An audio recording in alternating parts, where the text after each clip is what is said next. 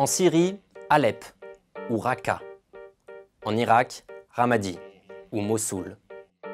Enfin ça, c'était avant la guerre. Après plusieurs années de combat, c'est plutôt ça.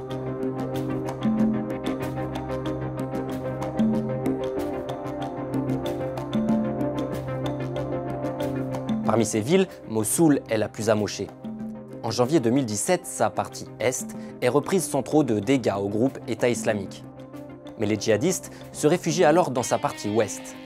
Et durant plusieurs semaines, les avions américains, français et anglais font pleuvoir des bombes sur eux.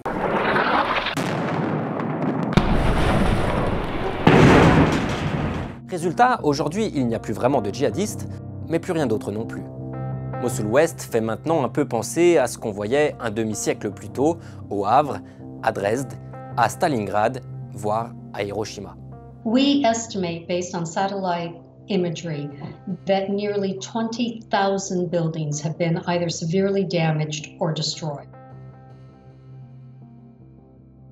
If you look at the main public infrastructure, the electricity grid, the water systems, the sanitation systems, the sewage systems, we probably haven't seen this level of destruction since World War II. Alors, quand à l'horizon il n'y a plus que des montagnes de gravats, qu'est-ce qu'on fait? Comment fait-on pour reconstruire une ville? La première tentation, c'est d'abandonner les lieux et d'aller ailleurs, mais ce n'est pas aussi simple. Acheter du terrain, c'est plus cher que de construire. La vraie problématique qui se pose derrière aussi, c'est tout ce qui en est de tous ces problèmes d'adduction d'eau, les problèmes d'électrification, et puis aussi de voirie. Refaire de la voirie qui a été touchée, ça coûte quand même beaucoup moins cher, même si ça a été en partie détruit. Et puis les gens évacués lors des combats veulent revenir. Selon une étude de l'ONU, 90% des Irakiens qui ont fui leur maison espèrent la réintégrer. Or à Mossoul, 1 million de personnes ont été déplacées. Et le risque, c'est qu'en revenant, chacun essaie de bricoler à sa façon sa maison, son réseau électrique ou ses évacuations d'eau. Bref, le chaos. Par ailleurs, il y a aussi une question politique. Il vaut mieux que les autorités se saisissent elles-mêmes du problème plutôt que de laisser à nouveau le champ libre à Daesh. On peut là encore prendre l'exemple de la Seconde Guerre mondiale. Si les Américains décident d'accorder un immense soutien financier pour reconstruire l'Europe, le plan Marshall, c'est aussi pour lutter contre l'influence soviétique au début de la guerre froide. This measure is America's answer to the challenge facing the free world today. Alors si on n'a pas vraiment le choix que de reconstruire, comment fait-on concrètement? Eh bien d'abord, la particularité d'une ville détruite par la guerre, c'est que même quand les combats s'arrêtent, les lieux restent très menaçants. Il y a les cadavres qui pourrissent et dont les maladies raffolent. Il y a la pollution entraînée par la destruction de raffineries ou des ateliers de fabrication d'armes. Mais il y a surtout les armes, les explosifs qui restent sur place. With coalition ammunition, we would expect that at least 10% of the ammunition would have failed to function. But we estimate that because much of the ammunition that had been manufactured by Daesh was homemade, that ammunition had higher failure rate. Entre 2016 et 2017, la coalition internationale déclare avoir tiré près de 30 000 munitions. 10% d'échecs, ça signifie 3 000 explosifs encore cachés dans les décombres. À ça, il faut donc ajouter les nombreux pièges posés par Daesh, les mines, les roquettes, les ceintures piégées, les grenades, bref, un travail colossal. Any bad move could be fatal. Take your time. A lot of the work is done manually. We can't sift through all the rubble. We clear everything that we can find. And then we need to have capacity nearby those sites so that work is starting.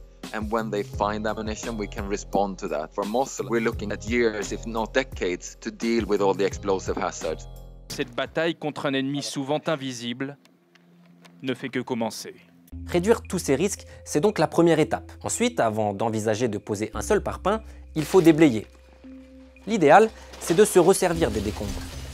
Par exemple, après la Seconde Guerre mondiale, les ruines de la ville de Tours ont servi à boucher un canal. À Caen, ça a permis de rehausser les parties les plus basses de la ville, qui étaient parfois victimes d'inondations. Au Havre, en revanche, face à la pénurie de camions, on a décidé de laisser les décombres sur place et de les tasser pour reconstruire par-dessus. Du coup, la ville est désormais 1 mètre plus haut qu'avant la guerre. Son nouvel aspect ne manque pas de grandeur. Aujourd'hui, on essaye plutôt de recycler les gravats pour en faire du béton qui servira aux nouvelles constructions. Quand on veut faire du béton, il faut 4 composants essentiels. Du ciment, de l'eau, du sable. Avec des graviers, peut être fait à base de briques, de parpaings, de cailloux. Donc travailler ces matériaux-là, les réutiliser, parce qu'ils étaient utilisés en construction avant, c'est tout à fait faisable. Alors une fois qu'on a déblayé, il y a encore quelques problèmes à régler. D'abord, il faut de l'argent. En France, après la guerre, il y avait le plan Marshall. Et aujourd'hui en Irak, le coût des réparations serait presque équivalent aux 2/3 de ce plan. Ensuite, en plus de l'argent, il faut de la main-d'œuvre.